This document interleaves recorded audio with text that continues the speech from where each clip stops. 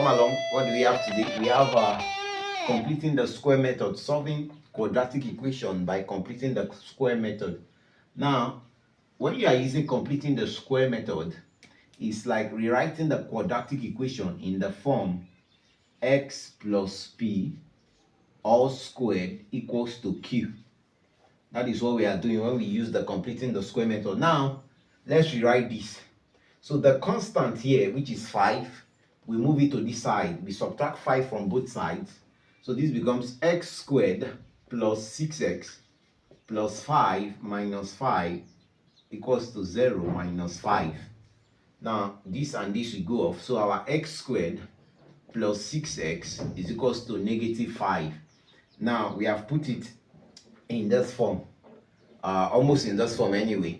Now, the next thing, after we have rearranged it, put the constant to the right hand side of the equation, the next thing to do is the coefficient of x, that is what is standing in front of x, or what x is multiplying. That's the coefficient. That is positive 6.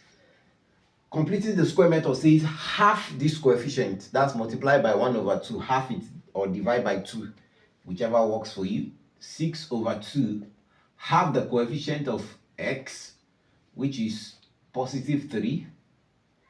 Then the next step, that's the second step, half the coefficient of x, square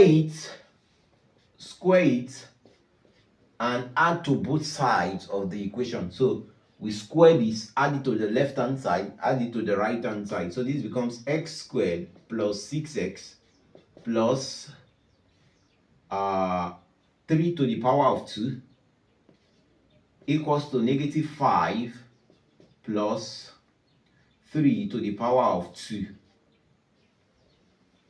Now, we are almost coasting them. So this becomes x plus 3 all squared equals to, if you expand this, x plus 3 all squared, you will get x squared plus 6x plus 9. This becomes negative 5 plus 9. So this becomes x squared. So it's already in this form now, like this. Now, x squared, that's x plus 3 all squared, equals to negative 5 plus 9, that's 4.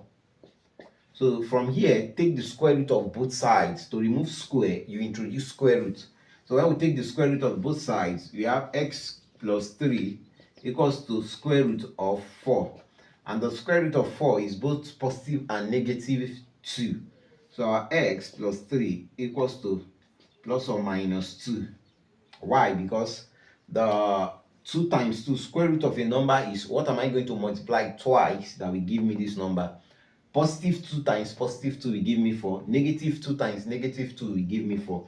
That is why the square root of 4 is plus or minus 2.